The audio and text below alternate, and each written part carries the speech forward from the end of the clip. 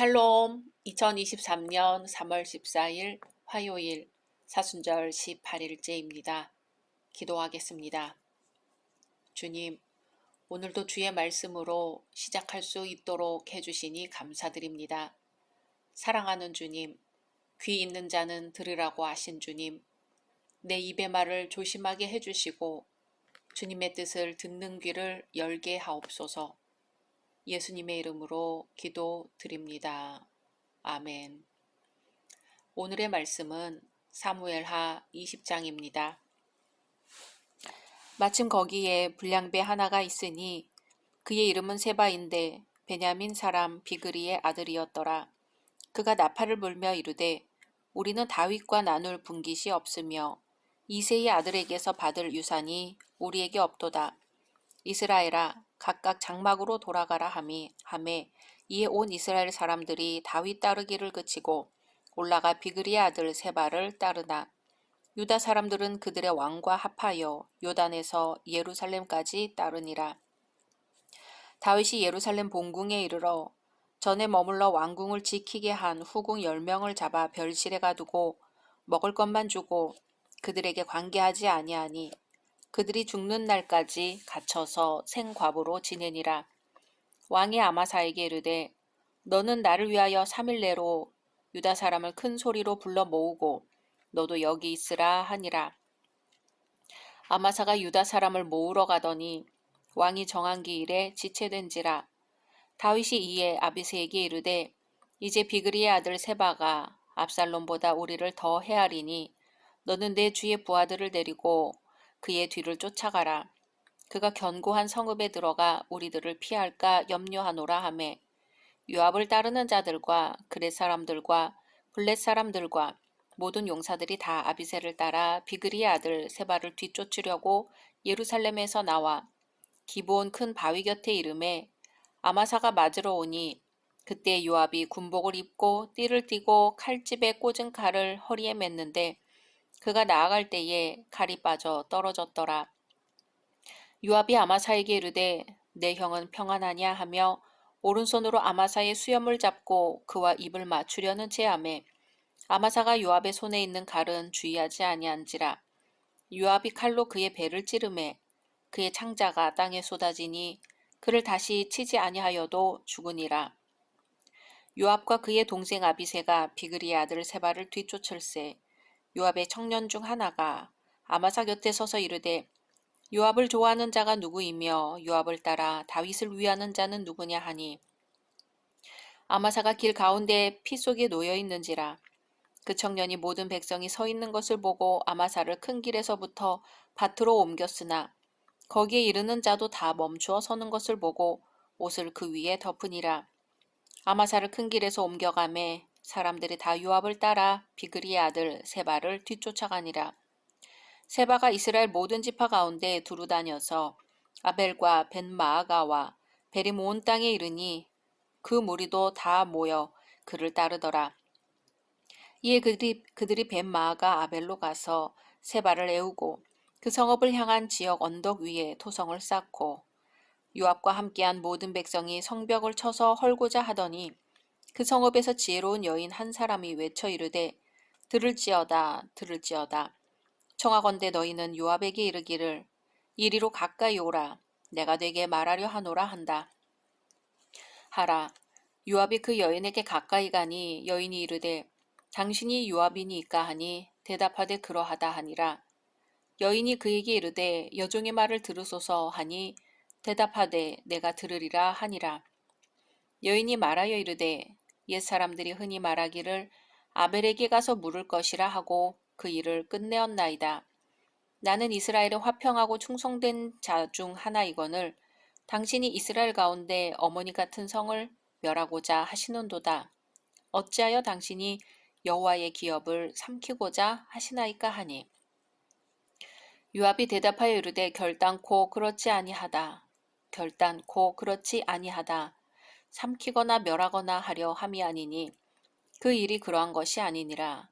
에브라임 산지 사람 비그리의 아들 그의 이름을 세바라 하는 자가 손을 들어 왕 다윗을 대적하였나니 너희가 그만 내주면 내가 이 성벽에서 떠나가리라 하니라. 여인이 요압에게 이르되 그의 머리를 성벽에서 당신에게 내어 던지리이다 하고 이에 여인이 그의 지혜를 가지고 모든 백성에게 나아가매 그들이 비그리의 아들 세바의 머리를 베어 요압에게 던진지라.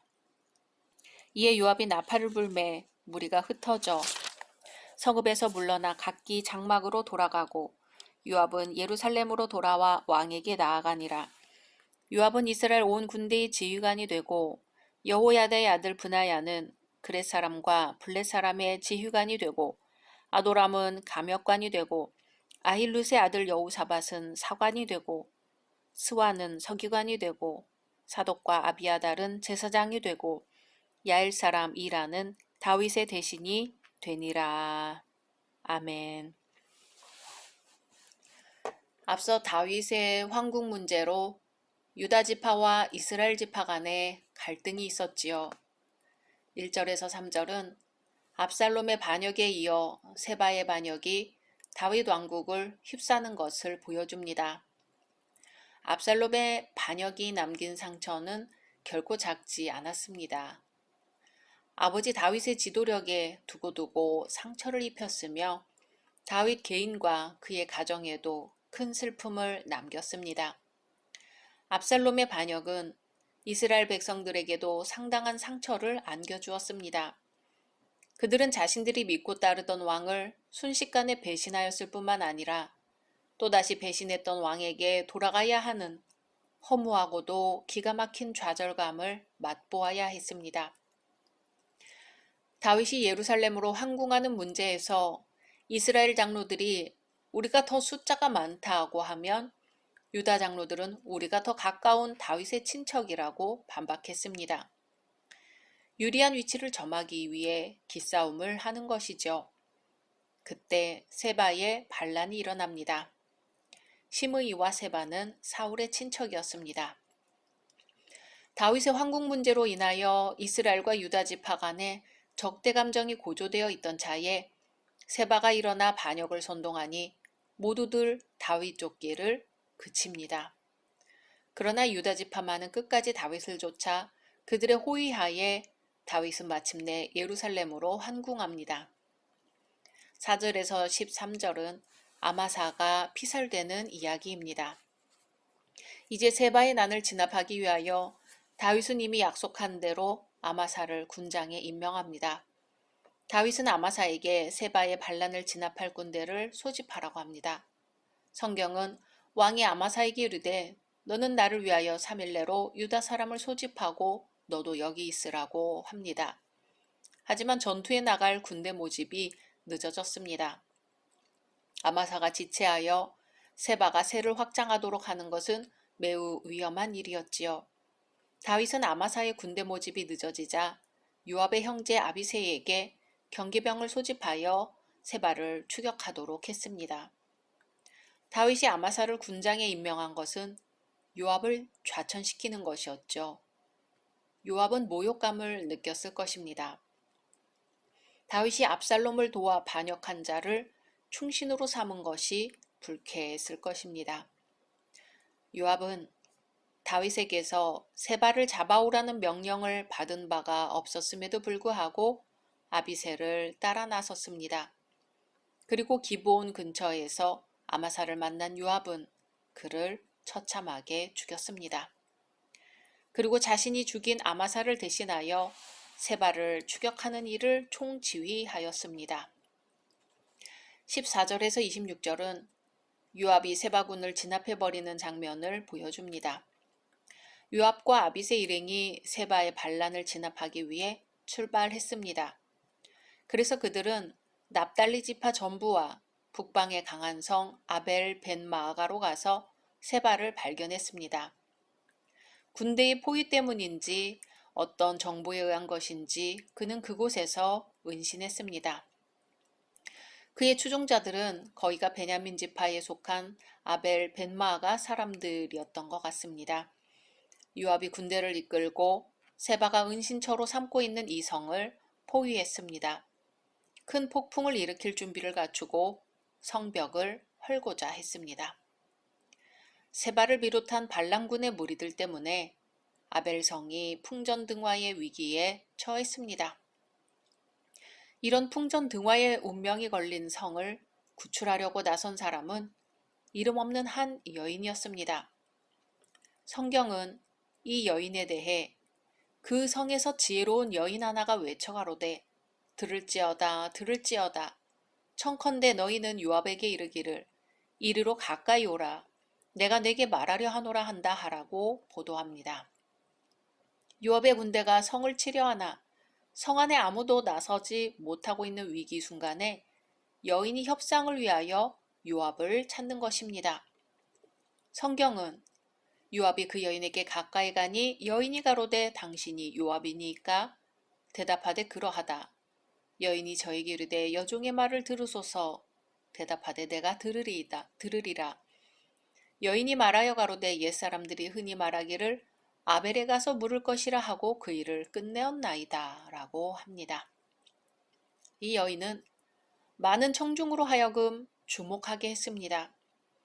이 여인의 말은 이 아벨성은 지성인이 많기로 유명하다는 것입니다.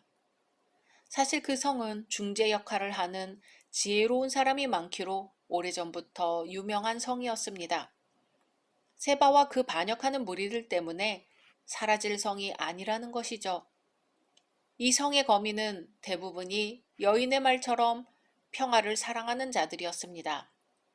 이 여인은 그 성 사람들 가운데 소란을 피우거나 선동적인 사람은 하나도 없으며 왕께 충성하고 서로 봉사하는 평화를 사랑하는 사람들만이 있다고 합니다. 이 성은 이스라엘의 어머니 같은 성이요, 안내자요, 부모와 같은 성이라는 것입니다. 이스라엘 사람들에게 이 성은 하나님의 기업의 일부였습니다.